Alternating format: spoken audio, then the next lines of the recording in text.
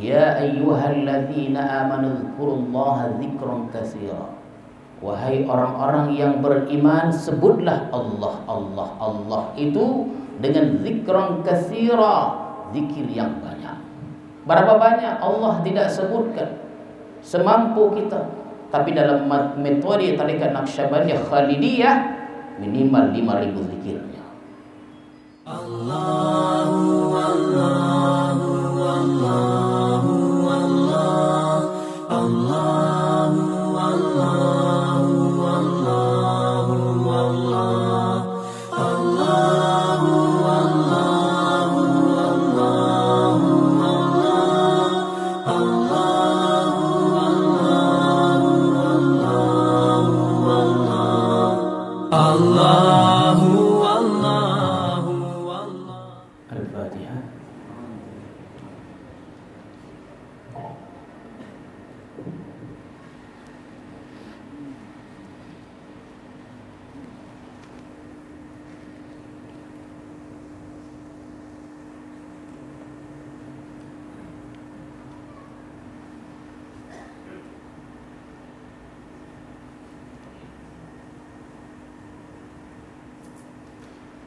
Bismillahirrahmanirrahim.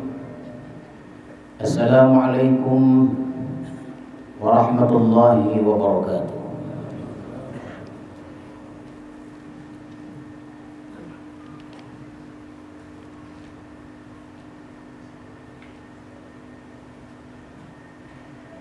Alhamdulillahilladzi binurihi ihtada bihi salikun فسلكوا حتى وصلوا إلى ما فيه الواصلون أشهد أن لا إله إلا الله وحده لا شريك له شهادة لا شك فيها ولا ممنون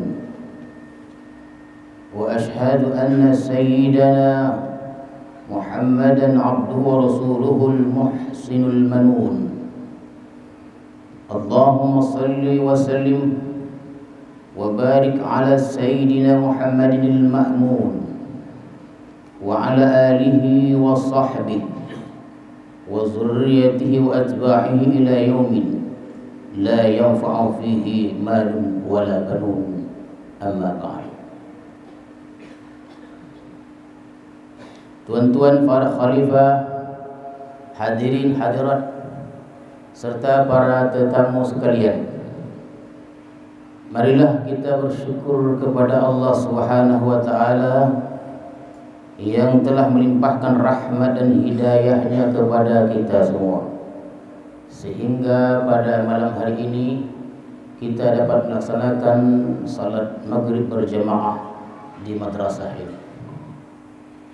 Salawat dan salam kita ucapkan dan kita sampaikan kepada Rasulullah sallallahu alaihi wasallam beserta keluarga, para sahabat dan para pengikut-pengikut beliau.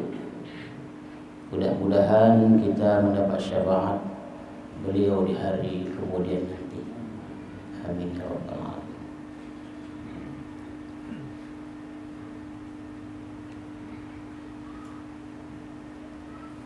Al-hikmatus sadisah وثلاثون من الحكم العطائية. قال الإمام العارف بالله أحمد ابن عطاء الله السكندري رحمه الله ونفعنا بعلومه. Maka pada hikmah yang ke-36 dari Al-Hikam Al-Ata'iyah telah berkata Al-Imam Ahmad ibn Athaillah Sakandari rahimahullah wa nafa'ana bi'ulumi. Kata beliau, syu'a'ul basirah yushhiduka qurbahu minka wa 'ainul basirah yushhiduka 'adamaka liwujudihi wa haqqul basirah yushhiduka wujudahu la 'adamaka wala wujudak. Kana Allah wala syai' ma'ah wa huwa al-an ala ma alaihi kan. Bermula cahaya mata hati memberikan kesaksian kepada engkau akan dekatnya Allah Ta'ala daripada engkau, dan ainul basirah memberikan penyaksian kepada engkau akan tiadanya engkau bagi adanya Allah, dan haqqul basirah memberikan penyaksian kepada engkau akan adanya Allah, tidak ketiadaan engkau dan tidak keberadaan engkau, adalah Allah, dan tidak ada sesuatu beserta Allah. Dan dia Allah Ta'ala sekarang ini atas keadaan adalah Allah dahulu atas keadaan itu. Itulah terjemahan dari hikmah yang ke-36 ini.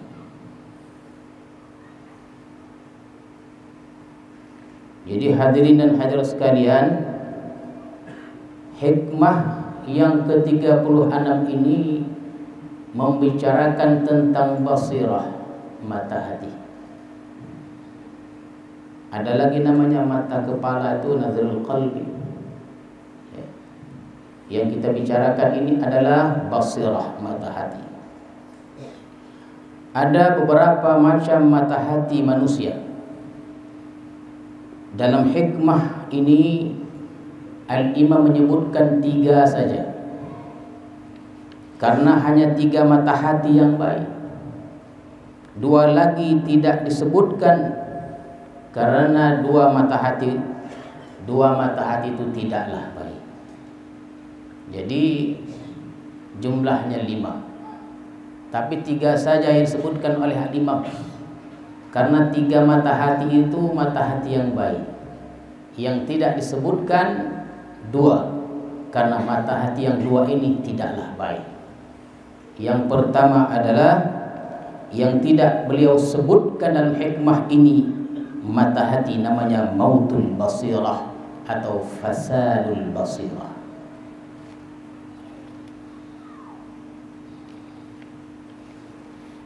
Ini mautul basirah ini mata hatinya mati. Fasadul basirah atau rusak mata hati itu. Mata hati ini adalah mata hati orang-orang kafir. Begitu hebatnya ajaran yang dibawa oleh Rasulullah sallallahu alaihi wasallam dengan kehebatan mukjizat beliau. Bahkan pada zaman Said An-Nursi menulis satu kitab khusus tentang mukjizat Rasulullah berjudul Al-Mu'jizat Al-Ahmadiyah. Semua isi kitab itu mengandungi tentang mukjizat-mukjizat Rasulullah SAW untuk menguatkan ajaran yang dikembangkan Rasulullah di Mekah dan di Madinah. Adakah mereka beriman? Tidak. Ketika orang-orang kafir Quraisy meminta kepada Rasulullah, kalau engkau benar Rasul, coba engkau belah bulan itu. Maka Rasulullah keluar dari rumah. Rasulullah menunjuk bulan dengan telunjuknya, terbelah bulan itu. Dan sudah dikaji, memang pernah bulan itu terbelah. Adakah mereka beriman? Bahkan mereka mengatakan ini adalah sihir belaka. Mereka tidak beriman. Kenapa? Mereka punya mata hati namanya mautun basirah. Ada seorang Arab bertanya, adakah engkau Rasul? Kata Rasulullah, tanya kepada pokok itu. Dia menyangka Rasulullah meremehkannya. Adakah aku disuruh bicara dengan pokok yang mati itu? Tapi dia coba. Ketika ditanya, terbongkarlah pokok itu dan berjalan dan mengatakan, Rasulullah, engkau Rasul di hadhil ummah. Dan pokok itu berjalan lagi ke tempat asalnya, kembali seperti sedia kala. Dan banyak hadirin dan hadirat sekalian, mukjizat Rasulullah begitu banyak. Dan itu terangkum dalam kitab yang ditulis oleh Badi'uz Zaman Said Nursi, ulama dari Turki, dan kitab itu berjudul Al-Mu'jizat Al-Ahmadiyah. Adakah mereka beriman dengan ilmu logika Rasulullah sebutkan, dengan kehebatan logika Rasulullah, kehebatan penyampaian Rasulullah, didukung dengan mukjizat yang begitu hebatnya, mereka tetap tidak beriman? Bahkan Allah berfirman, sawa'un alaihim a'andzartahum am lam tundirhum la yu'minun. Sama saja engkau berikan peringatan kepada mereka atau engkau tidak beri peringatan pada mereka, la yu'minun, mereka tidak akan beriman. Macam mana hebatnya pun tak akan beriman. Kenapa? Fasadul basirah, mautul basirah, mati hati mereka. Mata hatinya mati, tidak boleh lagi menerima kebenaran. Itulah yang kita takutkan. Itu yang kita takutkan. Kita Muslim Islam, tapi takut juga kita, mata hati kita tidak mau menerima kebenaran. Kebenaran-kebenaran yang disampaikan tidak boleh diterima oleh hati kita, akal kita. Yang kedua, masdudatul basirah.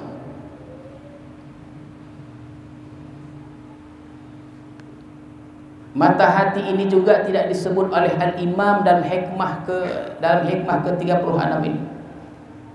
Artinya mata hati tertutup. Tertutup mata hati itu masdudah. Kalau tadi mautul basirah, mati terus, ini tertutup. Ya, dia tidak mati, dia hidup tapi tertutup. Dia tidak mati, dia hidup tapi masdudah, tertutup. Untuk siapa ini? Li'awabil muslimin, untuk awam, orang awam. Kita tengoklah ini mata hati ini. Adakah mata hati ini ada pada kita? Li'awabil muslimin. Ini mata hati orang beriman kepada Allah. Sebenarnya mata hati itu hidup, tetapi tertutup dengan penyakit-penyakitnya. Maka dia tidak bisa melihat ma'ani dan tidak bisa melihat hakiki. Yang berfungsi adalah mata kepalanya. Jadi hadirin sekalian, andai kata diusahakan dia dengan perbaikan-perbaikan, dengan rawatan-rawatan, dia akan hidup, dia akan terbuka, dia tidak masdudah lagi. Boleh dengan operasi seperti mata kepala kita. Ada satu penyakit namanya penyakit katarak ya. Dia dioperasi. Setelah dioperasi terbukalah penyakit tadi dan dia boleh melihat. Dia bisa melihat. Dioperasi dia. Berapa banyak orang yang kena penyakit ini dioperasi dan botak dia. Tapi penyakit yang ini, yang mata hati ini, dia ada rawatan-rawatannya. Ya, bukan dengan operasi. Macam mana operasi? Dia bersifat maknawi. Ya, dia tidak nampak. Dia tidak nampak. Di bola badan kita nih, kita cari dia tak ada. Jadi dengan rawatan-rawatan apa? Ya ayyuhalladzina amanu dzkurullaha dzikran katsira. Wahai orang-orang yang beriman, sebutlah Allah, Allah, Allah itu dengan zikran katsira, zikir yang banyak. Berapa banyak Allah tidak sebutkan, semampu kita. Tapi dalam metode tarekat Naqsyabandiyah Khalidiyah minimal 5.000 zikirnya. Ya, minimal 5.000 zikirnya.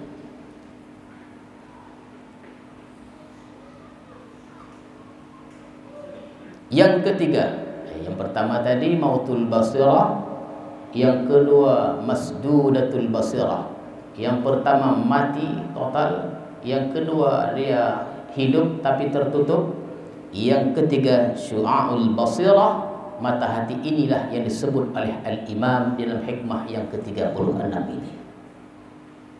Dia terbuka sikit. Syu'a ini cahaya. Tadi tertutup, yang kedua dia hidup, yang pertama mati, yang kedua dia sudah tertutup, dia masih hidup. Yang ketiga ini syu'a'ul basirah. Syu'a ini itu cahaya, dia terbuka sikit. Mata hati itu terbuka sikit. Ini li'amatis salikin awil mubtadi'in. Ini untuk umumnya, untuk orang salik, orang suluk umumnya, atau orang yang berjalan menuju Allah Subhanahu wa ta'ala. Namanya syu'a'ul basirah.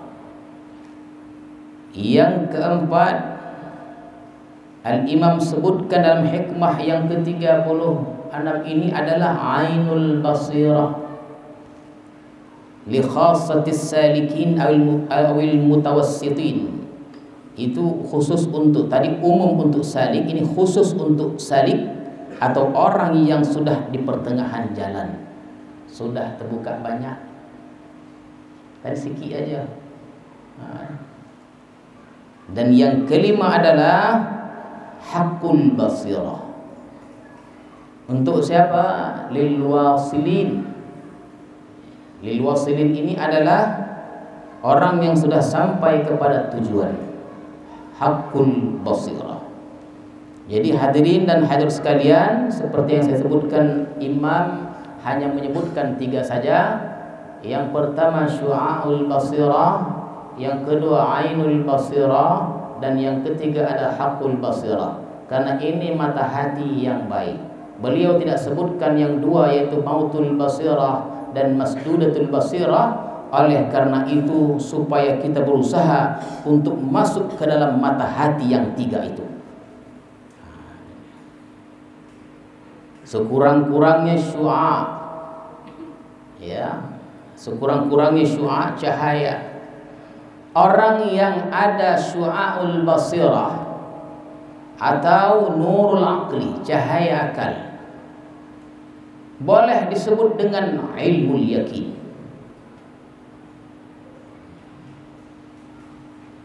Yang sudah ada syu'a'ul basirah, syu'a'ul basirah ini adalah nurul aqli, cahaya akal. Boleh juga kita sebut dengan ilmul yakin.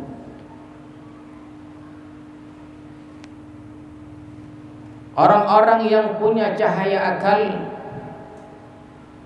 yang punya ilmu yakin, terbuka baginya akan dekatnya Allah Subhanahu wa ta'ala. Nampak baginya bahwa Allah itu dekat.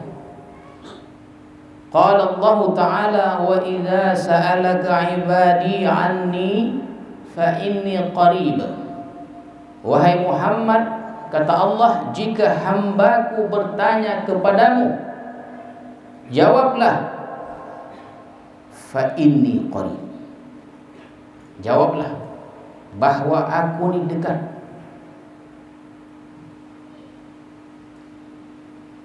Jadi kalau orang awam ini dia, orang umum,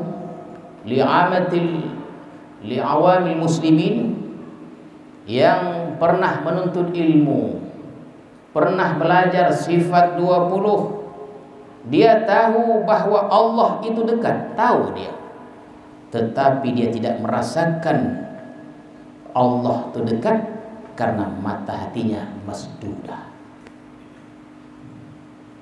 Dia tahu Allah itu dekat, tahu dia, tapi dia tidak merasakan kedekatan Allah itu. Kalau dalil bukan main lagi. Dia sebutkan surah, dia sebutkan ayat, menyatakan betapa dekatnya Allah, tapi si hamba tidak merasakan dekatnya Allah itu.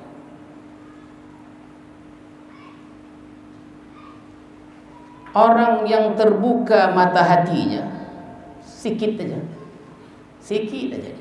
syu'a tadi, maka akan jelas baginya Allah Subhanahu wa ta'ala. Maka Allah berfirman, wa nahnu aqrabu ilaih min hablil warid.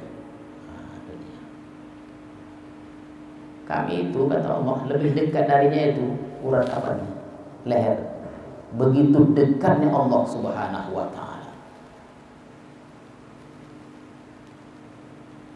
Itu di maqam ma'iyah itu ada ayat wa huwa ma'akum ainama kuntum. Dan dia itu bersama kamu di mana saja kamu berada. Kalau Masdudatul Basirah ini dia, hadirin sekalian, dia tahu wa huwa ma'akum ainama kuntum. Dia bersama kamu di mana saja kamu berada, tapi dia tidak dapat merasakan dekatnya Allah itu. Alapannya. Dalil tahu.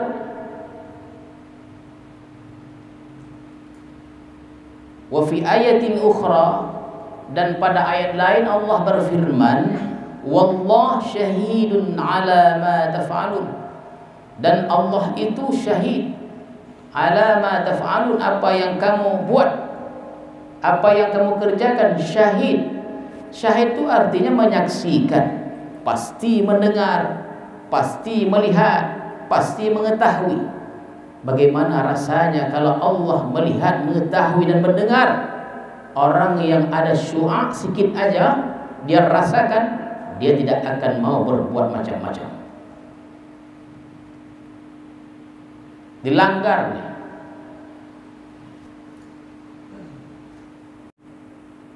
Jadi hadirin dan hadirat sekalian, bagi orang yang punya syu'aul basirah atau cahaya hati atau nurul aqli, cahaya akal, akan terasa bahwa Allah itu dekat.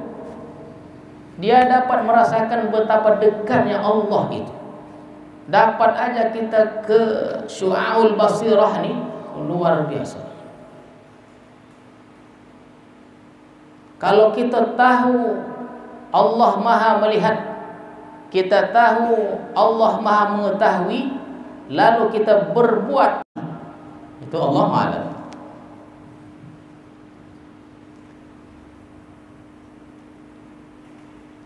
Oleh itu hadirin dan hadirat sekalian, mata hati yang terbuka sedikit nih, yang kita sebut dengan syu'aul basirah, nampak dekatnya Allah, maka dengannya raqaballaha wa ta'addaba bihi zahiran wa batinan.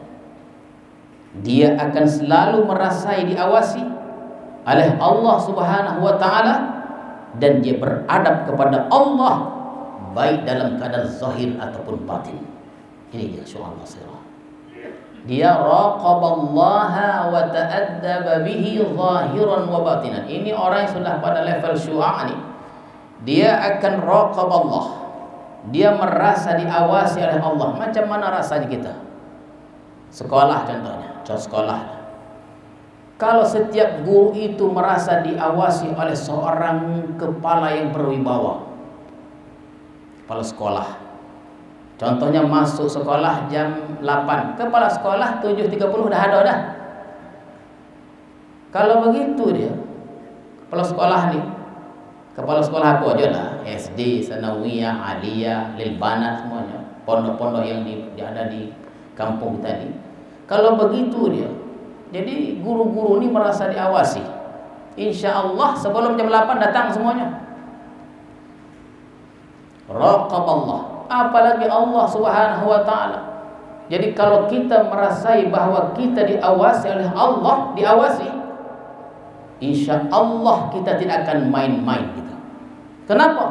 Kita diawasi. Raqaballaha wa ta'addaba bihi. Kalau kita sudah merasai diawasi, kita akan beradab kepada Allah sendiri, dalam ramai, zahir, batin. Kita akan takut kepada Allah.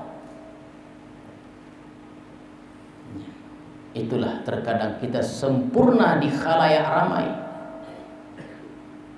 tapi dalam kesendirian kita belum tentu. Makanya hadirin dan hadirat sekalian, dalam satu riwayat, ketika Siti Khadijah sudah satu rumah dengan Rasulullah,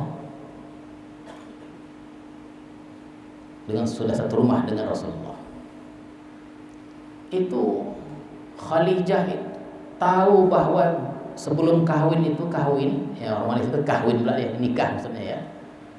Rasulullah tahu bahwa bakal calon suami ini orang hebat. Bahkan Rasulullah waktu itu terkenal Al-Amin. Al-Amin Rasulullah. Terkenal dari budak-budak sampai wawati, tahu Rasulullah Al-Amin. Dan Khadijah tahu hal itu. Setelah satu rumah tinggal satu bumbu, Khadijah tuh pernah berkata, Khadijah radhiyallahu anha, perkataan masyarakat Makkah itu belum ada artinya. Setelah satu rumah, kemuliaan Rasulullah itu melebihi dari semua perkataan yang diperkatakan. Nah, itulah dia.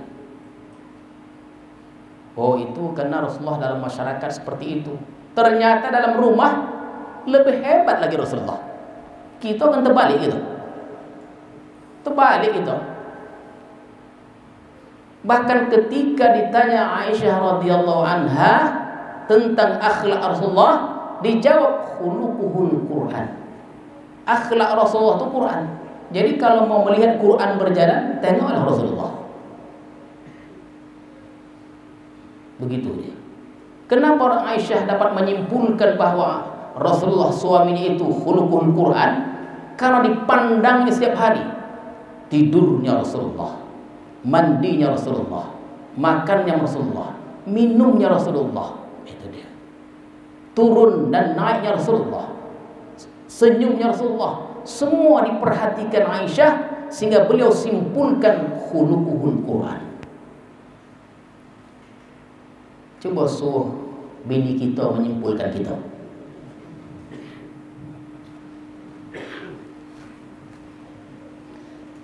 Kalau saya tidur bersama suami saya tak bisa tidur, pukul aja katanya. Itu aja dah kalah kita dah. Yang itu saja dah kalah kita. Bukan main 10 soalnya, bukan satu. Turun naik itu tak boleh tidur saya pindah aja. Nah, dari segi tidur aja itu aja kalah kita dah. Setelah diperhatikan Aisyah radhiyallahu anha, disimpulkan khuluquhul Quran. 114 surah kita baca, itulah Rasulullah sallallahu alaihi wasallam.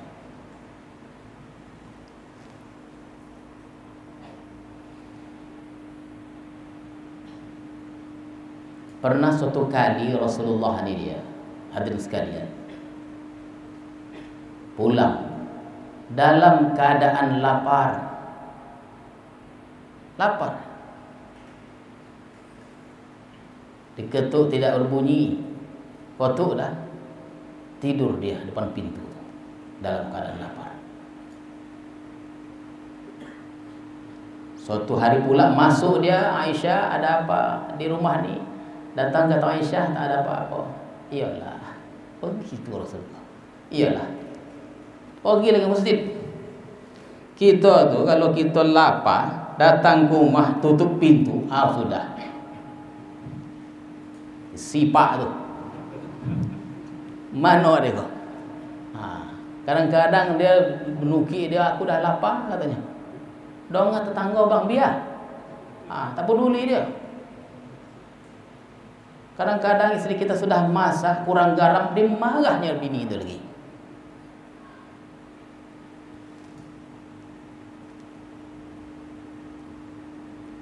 Itulah Rasulullah.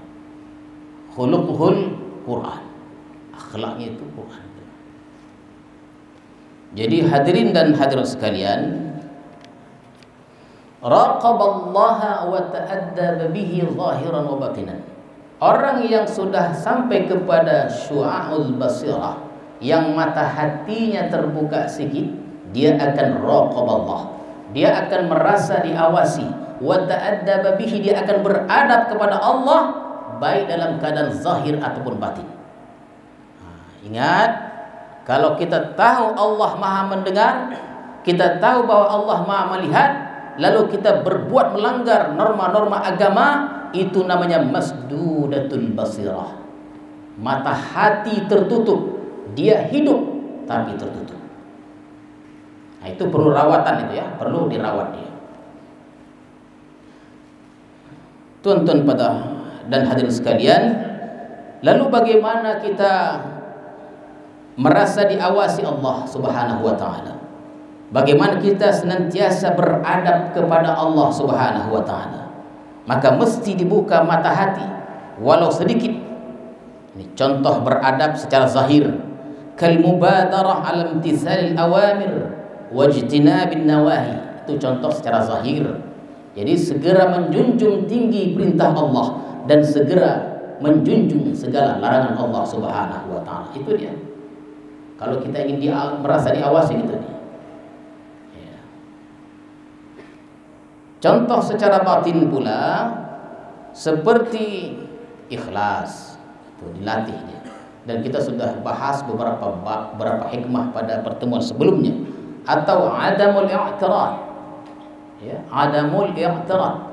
Tidak mengkritik, tidak membantah. Kenapa aku begini, kenapa aku begitu? Itu tidak boleh. Kenapa aku begini, kenapa aku begitu? Kalau Allah sakitkan kita, Allah uji kita dengan sakit, itu artinya Allah suka kita sakit. Allah uji kita dengan kekurangan harta, artinya Allah suka kita dalam kekurangan harta itu. Saya pernah bertanya kepada tamu. Dulu dia kaya. Saya banyak dialog sebelum diubek, ditanya dulu. Waktu kaya, dia ingin kembalikan masa jayanya itu. Sekarang dia terpuruk, dan sekarang ini memang banyak orang terpuruk dalam bidang apa saja, terutama ekonomi. Terjual semuanya dan tak boleh menyelesaikan masalah. Dia minta bangkitkan kembali. Saya tanya, waktu tuan banyak duit dan waktu tuan tidak berharta, waktu tuan berharta dengan waktu tuan waktu tuan berharta dengan waktu tuan tidak berharta, mana lebih dekat masa ini pada Allah? Dulu waktu tuan berharta dekat dengan Allah, mempunyai hubungan yang baik dengan Allah.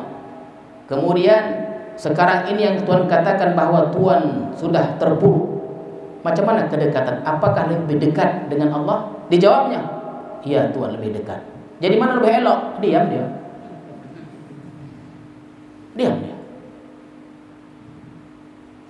Tapi didoakan juga.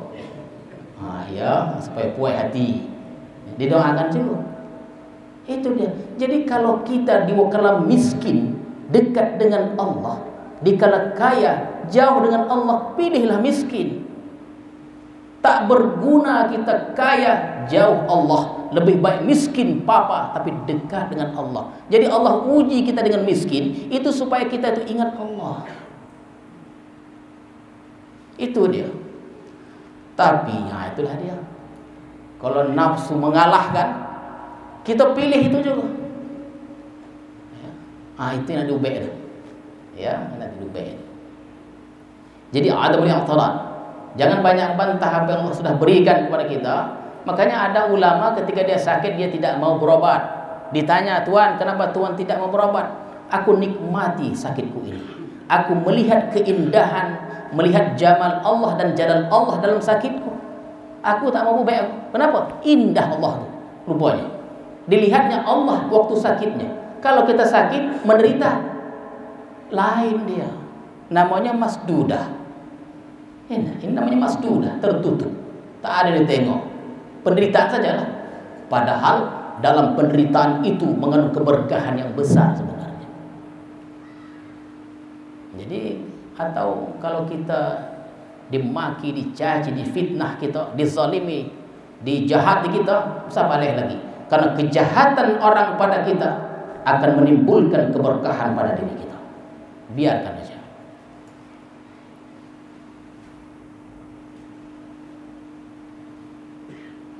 Adapun orang yang sudah ada padanya ainul yakin, nurul fahmi atau ainul basirah, orang ini sudah banyak terbuka tapi belum sepenuhnya. Dia sudah banyak terbuka. Kalau syu'a dia sikit aja, sikit aja. Tapi kalau ainul basirah atau nurul fahmi, atau ainul yakin, tadi ilmu yakin, ini ainul yakin, dia sudah banyak terbukanya.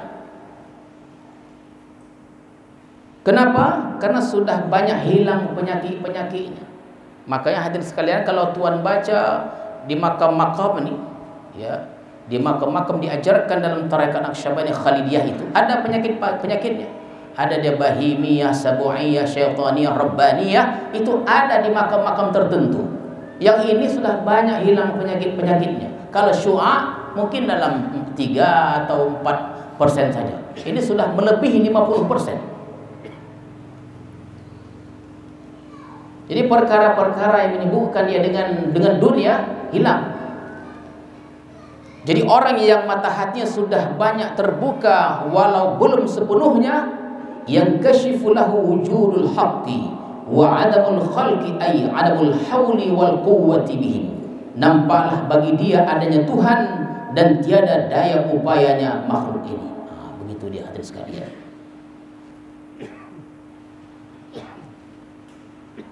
Qala Allah Ta'ala, wallahu khalaqakum wa ma ta'malun. Allah yang telah menciptakan kamu dan segala perbuatan kamu. Begitu dia tauhidul af'al, mengiktikadkan bahwa segala perbuatan yang ada di muka bumi ini adalah perbuatan Allah.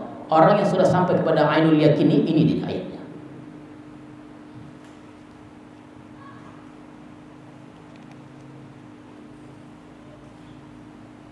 Qala ta'ala wa ma ramaita idh ramaita walakinna Allah rama. Itu ketika perang Badar, Rasulullah mengambil pasir, dilempar Rasulullah. Orang kafir itu lempar Rasulullah. Setelah itu kalahlah kaum kafir. Kata Allah, wa ma ramaita idh ramaita, bukan engkau yang melempar ketika engkau melempar, walakinna Allah rama. Allah lah yang melempar tuh. Jangan kita merasa segala perbuatan itu perbuatan kita.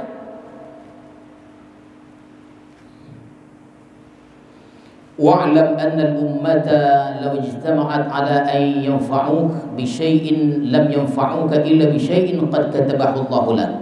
Wa law ijtama'u 'ala an yadurruka bi syai'in lam yadurruka illa bi syai'in qad katabahu Allah 'alaik. Sekiranya seluruh umat manusia bersepakat untuk memberi engkau manfaat, niscaya mereka tidak akan mampu, melainkan ketentuan Allah. Dan jika seluruh manusia sepakat untuk memudaratkanmu, mengganggu engkau, niscaya mereka itu tidak akan mampu memudaratkanmu kecuali atau sesuai dengan ketentuan Allah Subhanahu wa taala. Berulang kali saya sebutkan Khalid bin Walid bercita-cita ingin mati di medan perang. Hidup beliau itu lamanya umurnya dihabiskan di medan perang. Bahkan berdoa, ya Allah, matikanlah aku di medan peperangan. Matikan aku sebagai seorang yang syahid. Allah matikan beliau di atas katilnya.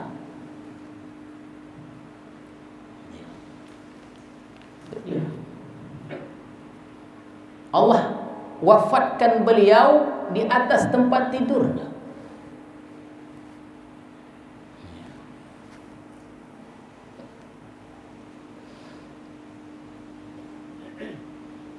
Bagi orang yang punya ainul basirah, mereka melihat itu, mereka tahu itu adalah, mereka merasakan juga hadirin sekalian.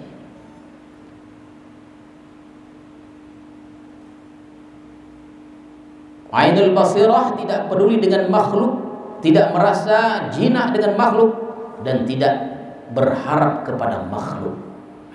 Janganlah berharap kepada makhluk, berharap itu kepada Allah. Kenapa? Karena Allah la yukhliful mi'ad. Karena Allah tidak akan pungkir dengan janji-janjinya. Adapun orang yang sudah terbuka sempurna, ya, tadi terbuka sedikit, terbuka banyak, ini terbuka sempurna, sudah terbuka semuanya. Maka ia melihat yang ada itu baik sifat zat af'al, yang ada hanya Allah, yang lain tak ada. Apabila dia menduduki makam ini, maka dia akan bersiap untuk naik ke suatu makam yang disebut dengan maqamul baqa. Itu namanya. Yaitu makam yang mana dia memandang kepada Allah, dia tidak merupakan makhluk. Kalau dia memandang kepada makhluk, dia tidak melupakan Allah. Inilah makam yang diduduki para nabi, rasul dan aulia Allah.